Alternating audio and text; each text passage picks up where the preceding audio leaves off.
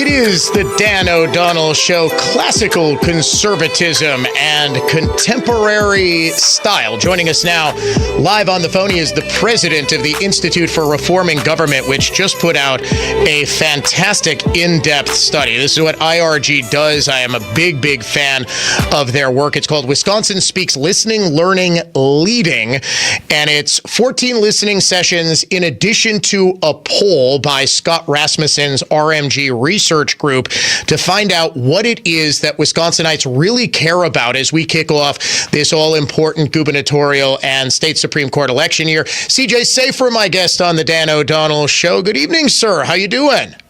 Dan, I'm doing great. How are you?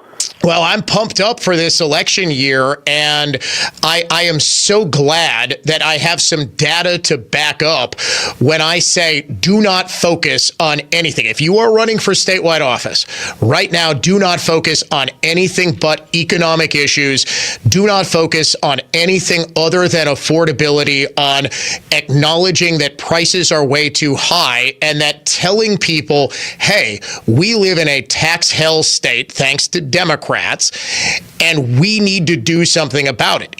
This study, I think, is exactly the kick in the pants that our statewide candidates and local candidates, I mean, let's not forget there is a big battle for control of the state legislature, too. Every single one of them, I think, needs to read this study, digest it, and come out saying affordability, affordability, affordability.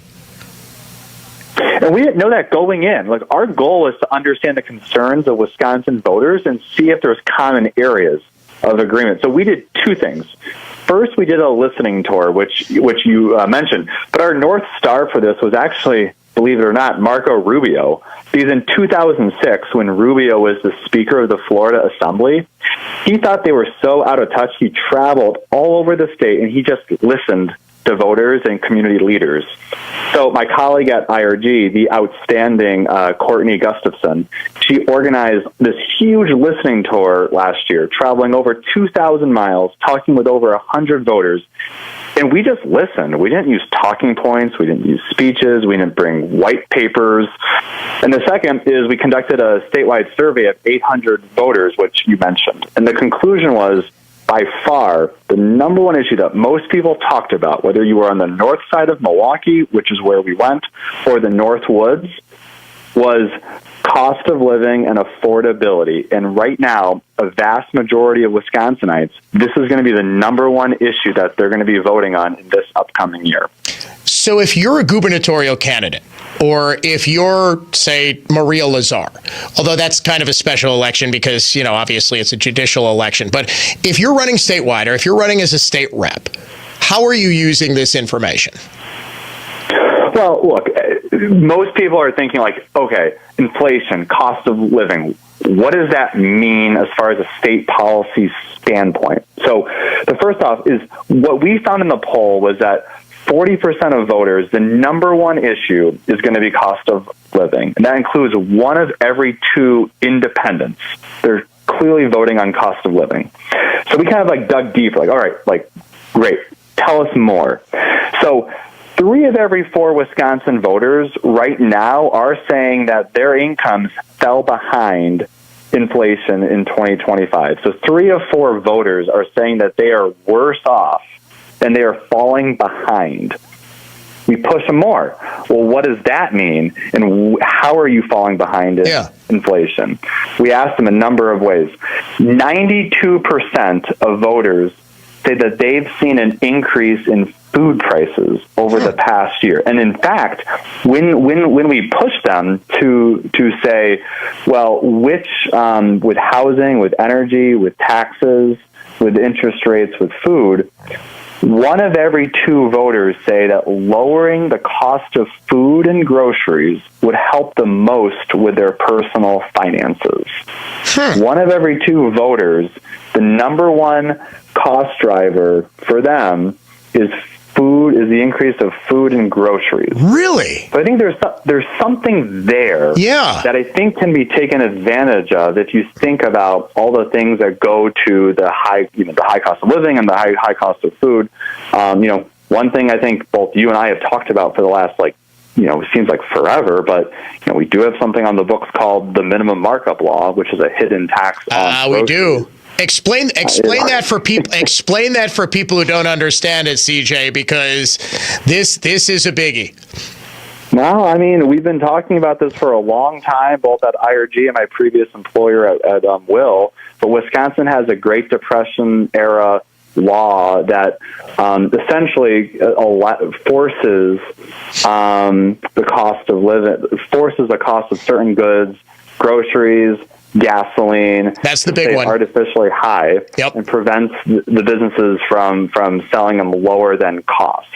It's way antiquated, and both blue and red states don't have it, and Wisconsin is in a minority that still has this law that keeps things more expensive than what they should be. It almost seems like you can't believe when you tell people that, okay, well, if you want, say, I'm just using an example, let's say you're a Quick Trip and you're running a promotion and you say, okay, we're going to have 10-cent gasoline, right? You can have 2 gallons for 10 cents or something like that.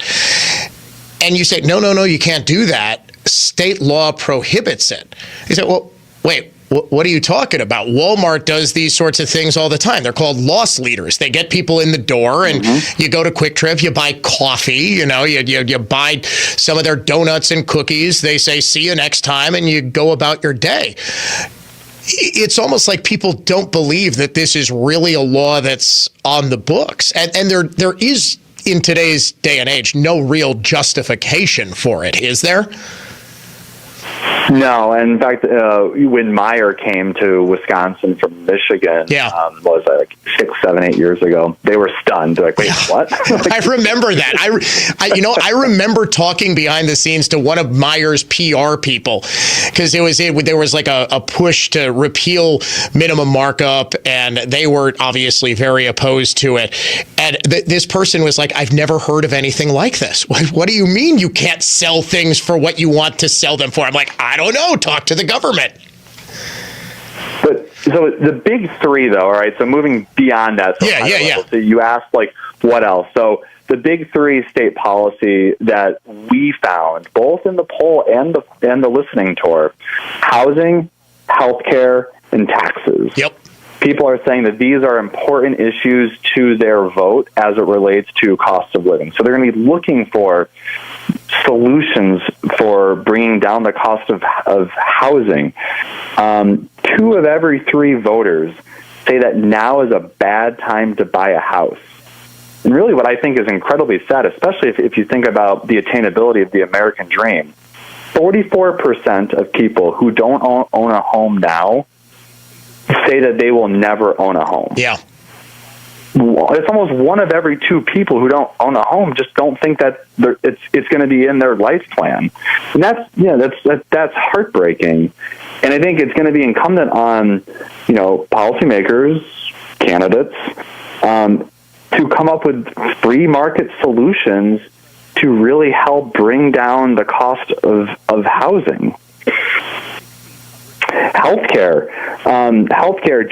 Just today, in fact, just a couple of hours ago, I think President Trump was really pushing Republicans to talk more about healthcare. It's something that in Wisconsin, you have access to healthcare, but in the last few years, voters are starting to get really frustrated by the increase of costs of healthcare. And I think it's one thing that I think free market solutions continue to be overwhelmingly popular, and something that we found with, if you do healthcare price transparency, people want to know how much it's going to cost. 83% of voters think that knowing more about how much a procedure costs before they go about actually doing it thinks that could bring the cost of healthcare down. They want more personal control. These are all things that I think conservatives can really rally behind, because healthcare was actually the number 2 issue behind the overall cost of living. And then number 3 was taxes, correct? Taxes. And I think taxes obviously polls a little better with Republicans. Yeah. But I think, and you mentioned the judicial races, The repeal of Act 10. I was just going to say, yep. It's looming. It's out there. It's going to be a thing. How judicial candidates address it is, outside of my area of expertise. But the reality is, if Act 10 gets repealed, you have to do something. Government, local and state, is going to have to do something to make up for all the cost savings. It's going to be increased spending. It's going to be increased property taxes. There's no other way. And increased property taxes goes right to the heart of cost of living.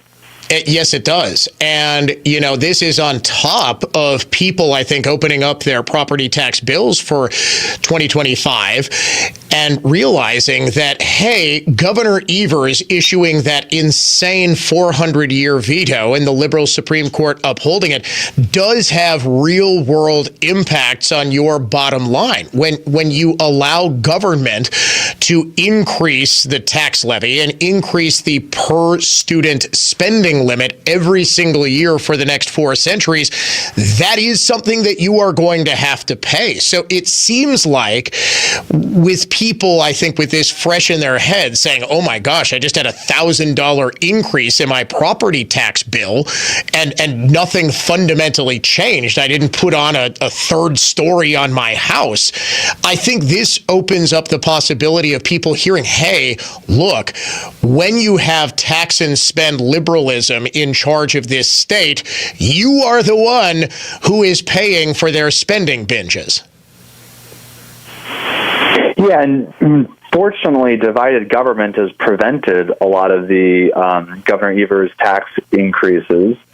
He did get the 402-year property tax increase through. But I do think the winning candidates, or whatever you want to call it, are going to be those that cast a vision that's connected to cost of living. It's not enough just to say that the other side's worse, that the other side's going to increase cost of living. I do think the people that are going to be successful, and this is what we heard from time and time again, people want to vote for a winning vision, that they think that their family is going to be better off if candidate A wins in 2027. And I think this is what the Republican Party is able to provide and needs to provide if it wants to keep its majorities in the Senate and the Assembly and wants to retake the governor's mansion. CJ Szafir is the president of IRG, the Institute for Reforming Government. Check out this study. It is very informative and I think should be required reading for everybody and anybody running for election for any office. If you're running for school board this spring, you need to be reading this on what voters actually care about. CJ, it is always a pleasure having you on the show. Thank you so much. Have a great night. You too, my friend. When we come back,